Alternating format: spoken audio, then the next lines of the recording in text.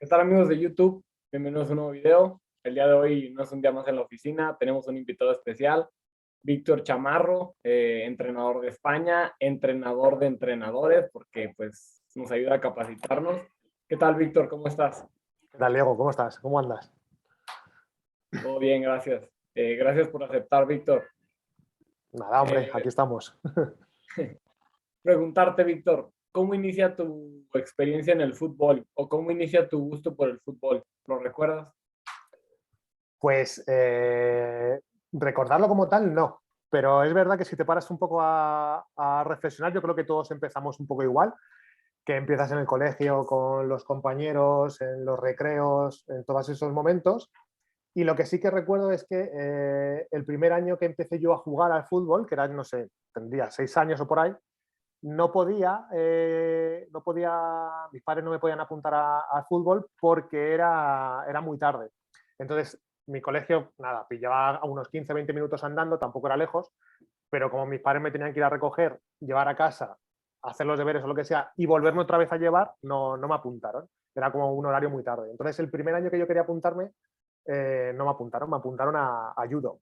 En judo duré unos pocos meses por una historia con el profesor que dijo algunas cosas y yo que era muy pequeño me acojoné y me borré. Y al año siguiente ya me apuntaron a fútbol. Ese es mi primer recuerdo así de haberme apuntado a fútbol. Y luego, años, no sé, a lo mejor estuve jugando al fútbol sala 2 o 3 años y luego mi padre me llevó a hacer una prueba al equipo donde yo vivía, al Alcorcón, y en una prueba de esa pues me seleccionaron y ahí estuve jugando pues hasta cadetes o así, hasta 16 años, y luego ya pasé a otro club que es donde empecé luego a entrenar. O sea, es un poco así los inicios, pero yo creo que más o menos como solemos empezar todos con el cole, ¿verdad? Vale, vale, entiendo, Víctor. Y otra pregunta. Siempre, o sea, siempre has vivido ahí en Madrid. Sí estás en Madrid, ¿verdad? ¿O te Sí, tocó vivir en algún otro estado, en algún otro país o algo? Siempre ahí. nada, nada. No he salido de aquí. Sí he tenido oportunidades en ciertos momentos de salir fuera a entrenar. En la época, cuando el Mundial lo ganó España, el entrenador español estaba como muy valorado en otros países y había unas ofertas buenísimas a nivel de económicas. No sé si oportunidad como parte de crecimiento en fútbol, sí que eran buenas experiencias. Era en China. En China había mucha oferta. Eh, no sé, ofertas realmente locas. Que vivías solo del fútbol para entrenar nada, 1 hora o 2 al día o un día sí, un día no. Te daban casa, viajes pagados, no sé, un poco locura. Y yo no me subía al carro de eso, que hubo compañeros míos que sí que se fueron, porque al final pues tenía aquí todo lo que es pues, la universidad en ese momento, empezaba ya a encontrar también, estaba bien en el tema fútbol, tenía buenos trabajos, entonces bueno, ahí no acepté, pero sí que hubo esas oportunidades para salir. Bueno, y también tuve una oportunidad también años más tarde, eso ya me pilló más mayor, para ir a trabajar a Egipto con una academia, que era una academia que era del Atlético de Madrid, pero no era del Atlético de Madrid, era una academia de Egipto que llevaba la imagen del Atlético de Madrid y tal, pero eso no fui directamente por tema de trabajo y de familia. Yo ya tenía, pues eso, yo me había casado y toda la historia y entonces no optamos, no podía dejar el trabajo e irme allí a ir allí X meses que era. Vale, vale, te entiendo, Víctor. Y es que sí, o sea, bueno, lo digo por mí, por ejemplo, uno que está soltero, pues obviamente es mucho más sencillo, dices a otro país, vámonos y así, pero ya cuando tienes tu familia y todo, pues obviamente ya Es no es que, uno, son más. claro, es que en eso es curioso porque eh, mucha gente las oportunidades no las usan. O sea, te viene una oportunidad de esas y la rechazas. Y la rechazas al final pues, por ciertas excusas, pues porque ¿para qué me voy? Yo en ese momento dije, ¿para qué me voy a ir a China? ¿Qué pinto yo allí en China? Luego había que tener un nivel de inglés alto, porque allí era lo que pedían. y yo no lo tenía. Puedo hablar, pero no tenía un nivel alto como para estar viviendo allí. Y eso que piensas, ¿para qué voy yo ahí a sufrir? Si me llega a pillar ahora con la mentalidad que tengo ahora, me hubiese ido, ¿sabes? Allí a sufrir y a mejorar, porque estoy convencido que hubiese sufrido allí 1 o 2 meses y luego a partir de ahí ya hubiese funcionado perfectamente. Y como experiencia, imagínate. Hay gente que sé que se fue, estuvo unos años fuera allí, incluso llegó al fútbol profesional allí y luego se ha venido aquí a ciertos niveles que también les ha hecho vivir del fútbol. O sea que todas esas cosas que salgan de joven, que no tengas, no ataduras, sino la sensación de que dejas mucha cosa aquí, yo, vamos, sin ninguna duda las aceptaría. Ahora mismo, con mi mentalidad. Vale, Víctor, pues gracias por el consejo.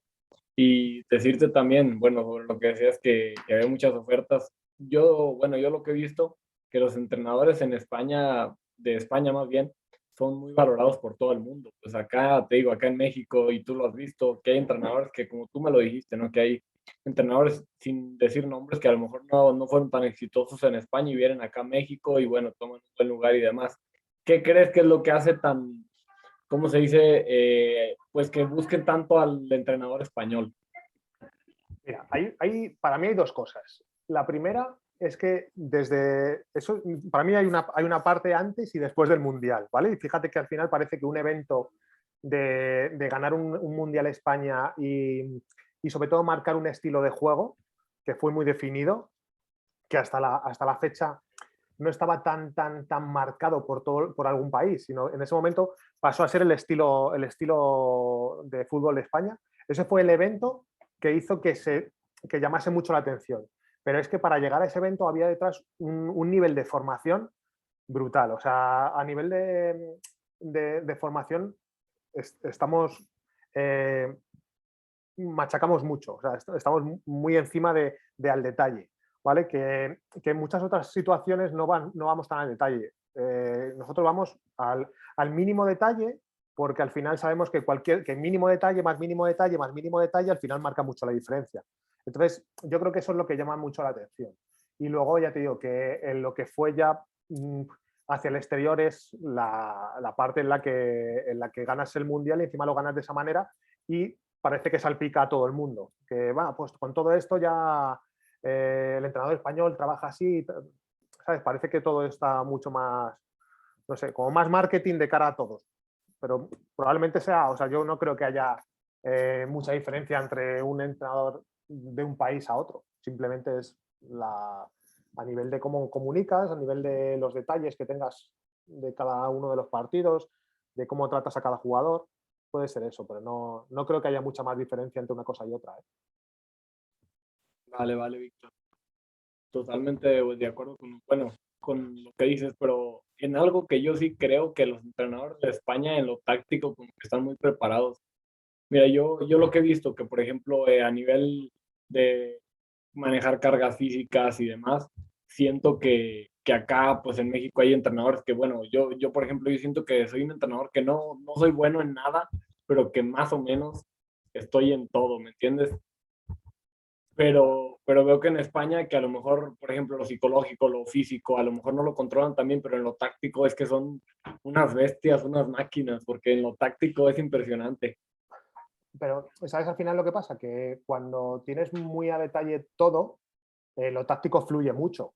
Entonces, pasa mucho que tú ves, por ejemplo, escuchas a Guardiola, le escuchas hablar y va muy a lo psicológico. Y entonces, cuando vas muy a lo psicológico, cualquier cosa táctica es muy aceptada y entonces termina saliendo. Y en este caso, yo creo que tiramos mucho por ahí. Intentamos llegar mucho, intentamos no tratar como jugador, o por lo menos yo hablo por mí, no tratar como un jugador, sino tratar como una persona. Entonces, cuando hablas muy directo a la persona y le llegas de verdad, cualquier detalle que le pidas que haga en el campo lo hace.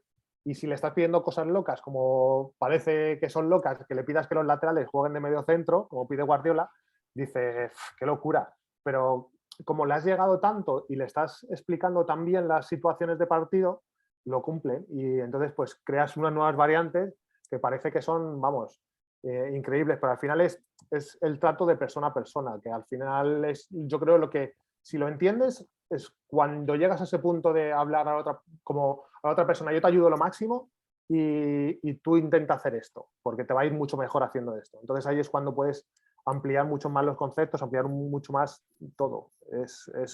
Para mí es la base de todo, el tratar al otro como si fuese una persona, no como un jugador solo, ¿vale? Que quieres que haga lo que tú le pides. Vale, vale. Totalmente de acuerdo contigo, Víctor.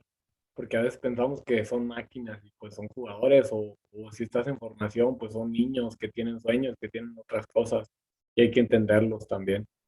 Y sobre todo cuando tú le pides hacer algo que falla, pero que sabes que sabe hacerlo, cuando le castigas ese fallo, o sea, ya el haber fallado ya es un castigo en sí. Cuando encima se lo castigas aún más porque le regañas, le dejas, no sé, le dejas un poco en evidencia delante de todo el grupo porque le gritas o cualquier cosa, ahí no le estás tratando como una persona, le estás tratando como un jugador que quieres que ejecute eso. Y eso, para llegar a ejecutar algo que te has pedido, es un proceso muy largo. O sea, no es llegar y pedírselo. Habrá quien se lo llegue, se lo pidas y pueda hacerlo porque tenga una base detrás más importante, pero el que no es capaz, tienes que sembrar esa base para que lo pueda hacer.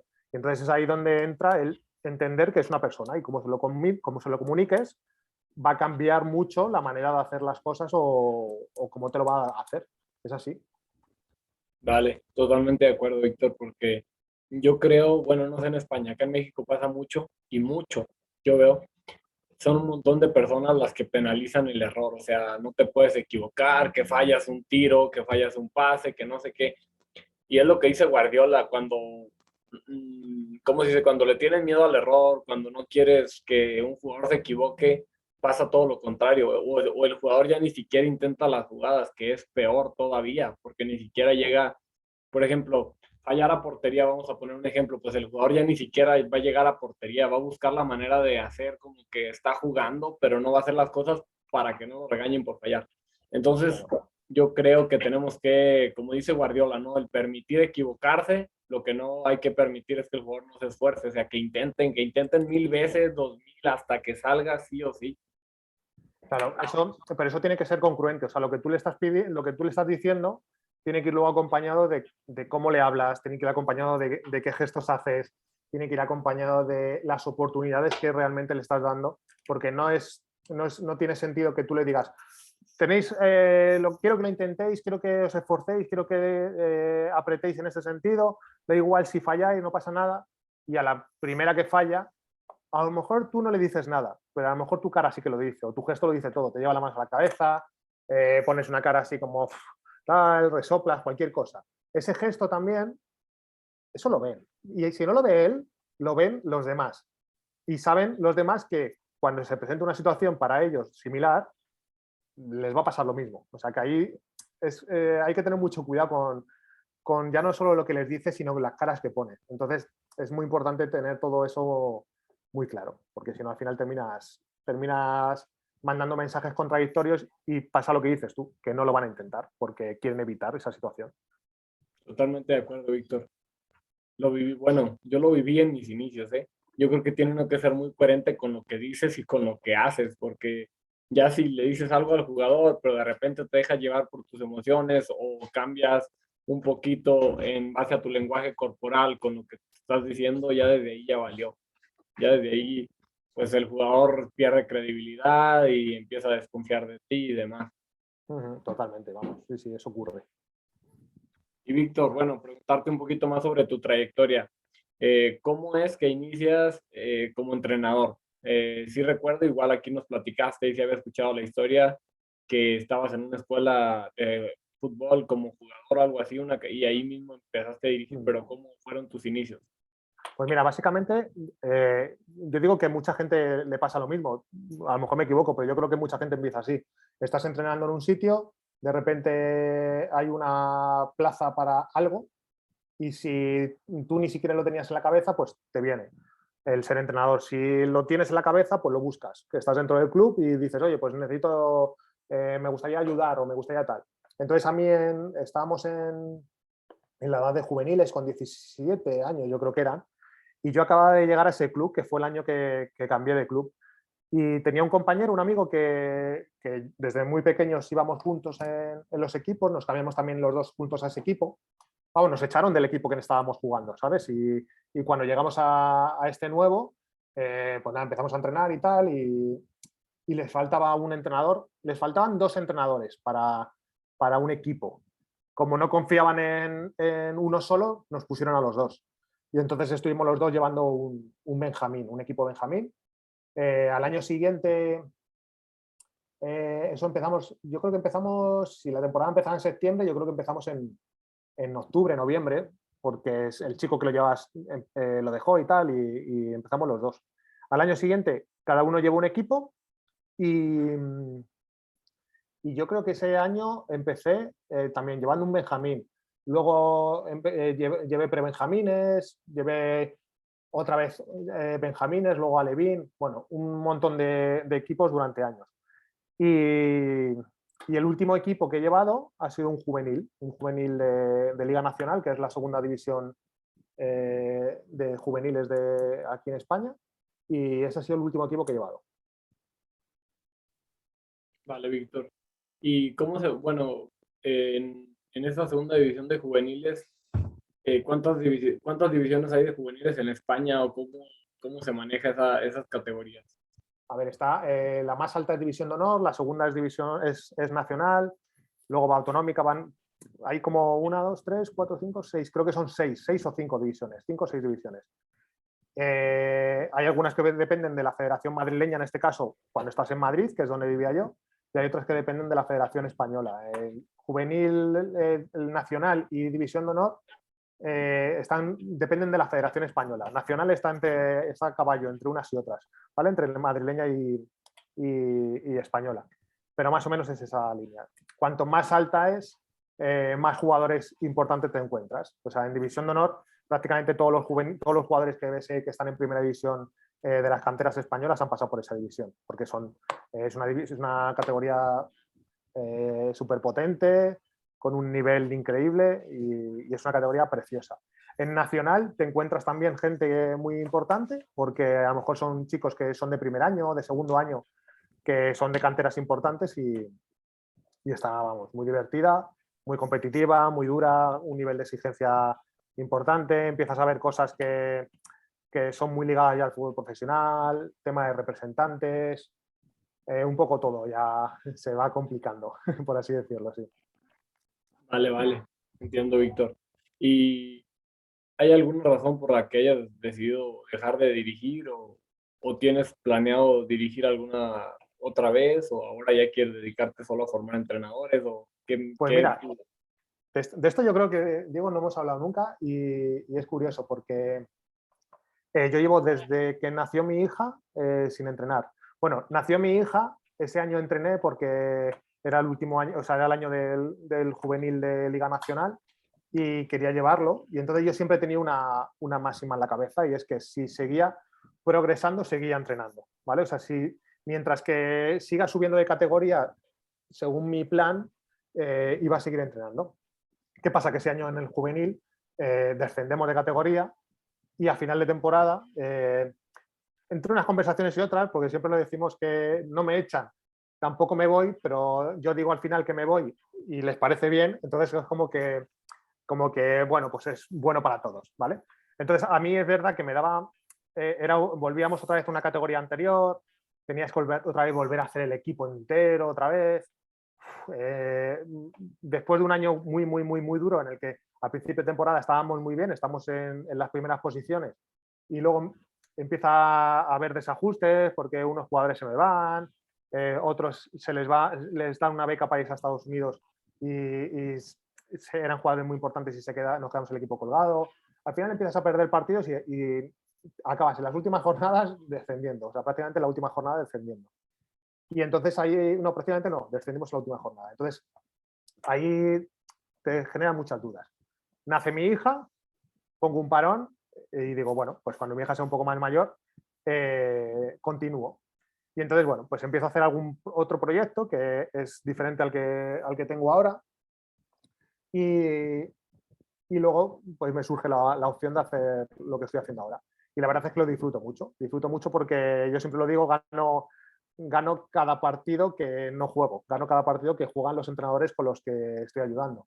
sea, cada partido que gana alguien de los que están en nuestros programas, pues oye, es como si lo ganase yo. Entonces me sirve para ganar muchos partidos durante la semana. Antes ganaba uno o perdía uno o empataba uno, ahora hay muchos resultados y es como un pequeño logro dentro de todo lo que eso. Y mi idea sí que es volver, ¿vale? Es volver. Lo que pasa es que ahora mismo tengo 2 niños muy pequeños, de 5 y 2 años. Entonces, al final, entre unas cosas y otras, no veo el momento de poder cuadrar todo, ¿vale? Aparte, bueno, pues yo tengo mi trabajo habitual, que soy profesor en un colegio, entonces ahí es donde más tiempo y horas se echan. Así que de momento vamos a ver cómo encajamos todo. Vale, vale, Víctor. Bueno, preguntarte, ¿cómo es que inicias el curso MDJ, o sea, el programa pues, para entrenadores? ¿Cómo decidiste iniciarlo? ¿Por qué decidiste iniciarlo? ¿Cómo fue esto? Vale, pues a ver, el programa MDJ es un programa que buscamos que sea algo integral, o sea, es decir, que abarque que abarque mucho de todo lo que vivimos día a día como entrenadores, ¿vale? Yo me doy cuenta cuando hago todos los niveles de entrenador de fútbol que hay un problema, que te enseñan te enseñan a sacarte el carnet, te enseñan la teoría, pero no te enseñan mucha práctica. Y el problema que hay es que lo tienes que ir aprendiendo paso a paso. Y hay muchísimas carencias que nos encontramos como entrenadores, que yo las he vivido y me he tenido que ir formando para irlas supliendo. Entonces, veo que hay muchas formaciones que no son las oficiales, por así decirlo, como pueden ser los cursos académicos o federativos, que ayudan en eso. Y entonces decido crear algo que sea mucho más integral, que toque todos los aspectos, que toque los aspectos a nivel de entrenamiento, que toque los aspectos a nivel físico, que toque los aspectos a nivel psicológico, que toque los aspectos a nivel de gestión de grupo, a nivel de relaciones personales, viendo también que hay una base que la gente, que muchos entrenadores no tienen, que es crear un modelo de juego, que muchos lo tienen en su cabeza pero no lo desarrollan, y entonces al no desarrollarlo lo tienes ahí en el aire y tú piensas que quiero jugar así, pero a medida que van cambiando las cosas, a medida que van avanzando el año, vas fluctuando hacia otra cosa. Entonces, cuando lo tienes ya bien hecho, bien medido y bien estructurado, es muy difícil salirte de ese esquema. Entonces te das cuenta que todo empieza a rodar, todo empieza a funcionar, porque tienes algo sobre lo que asentarte. Entonces, la primera parte del curso, no primera parte, sino parte del curso es crear tu modelo de juego, ser capaz de estructurar tus ideas que tienes en la cabeza, volcarlas, para darle luego sentido en una planificación, para darle luego sentido en la comunicación con los jugadores. Y ahí, bueno, estamos tratando todos los ámbitos, tratamos, ya sabes, todo lo que es a nivel personal, a nivel de relaciones personales, a nivel de planificación, a nivel de elegir capitanes, de cómo preparar una temporada a nivel físico también, un poco todos los aspectos. Vale, Víctor. Pues se nos va el tiempo. Te voy a hacer una última pregunta ya para finalizar la entrevista, porque pues ahorita tenemos la clase también ahí en el curso y pues para darle. La última pregunta es, Víctor, ¿qué le aconsejarías a las personas que quieren vivir del fútbol? O sea, ya sea como jugador, periodista, entrenador, preparador físico, analista de video y demás. ¿Qué consejo le darías? Se ha cortado un poco. A ver, vuélvela a hacer, por favor. Ok, a ver, ¿ya me escuchas bien? Sí, sí, sí. ¿Me escuchas? Sí, ok. No, te decía que ¿qué consejo le darías a las personas que quieren vivir del fútbol? Llámese entrenador, jugador, periodista, preparador físico, analista de video, psicólogo, bueno, que quieren vivir del fútbol. A lo mejor suena muy tópico, pero que sea el mejor y que sea el mejor en una cosa. Porque al final el problema que tenemos en muchas ocasiones es que intentamos ir a por una cosa, vemos que no funciona y nos lanzamos a por otra. Empiezas como analista táctico, dices, esto es muy trabajoso, esto qué difícil es, esto no sé qué, no sé cuánto, y dices, voy a probar con esto otro. Y te pasas al psicólogo. Y ves, hoy qué difícil al final tratar con esto y te pasas a otra cosa. Al final, céntrate en una cosa que veas que te gusta, vea por ello, o sea, intenta ser el mejor de lo mejor que haya y ya está, y el tiempo te colocará. O sea, no va a haber, si eres el mejor, ¿qué problema hay para el resto? O sea, todo el mundo quiere estar con el mejor. Nosotros, por ejemplo, con todo lo que hacemos dentro de la academia, intentamos hacerlo lo mejor. Podemos gustar a unos, podemos gustar a otros, diferentes, pero nadie nos puede decir que no intentamos hacerlo mejor. ¿Vale? Intentamos ser los mejores en lo que estamos haciendo. Si aún no lo somos, no pasa nada, porque lo seremos en algún momento, ¿sabes? O sea, esa es nuestra mentalidad. Da igual que ahora seamos poco conocidos, porque ya nos conocerán, no hay problema. Si somos los mejores, ya nos recomendarán, o sea, eso no va a haber problema. Y por eso yo el consejo que doy es ese, que si quieres ser periodista, que vayas a ser el mejor. Si quieres ser analista, lo mejor. Si quieres ser entrenador, intenta ser el mejor. ¿Vale? O sea, esa es la mentalidad que creo que hay que tener. Más allá de que luego te vas a encontrar altibajos y te vas a encontrar problemas. Pero bueno, pues están ahí para superarlos cada uno y cada día intentar ser mejor. Vale, vale, Víctor, pues ahora sí que me gustaría aventarme unas 3, 4 horas charlando, pero pues ya se nos da el tiempo, así que pues nada, muchas gracias, Víctor. Pues nada, tío Diego, haremos segunda parte si hace falta, ¿eh?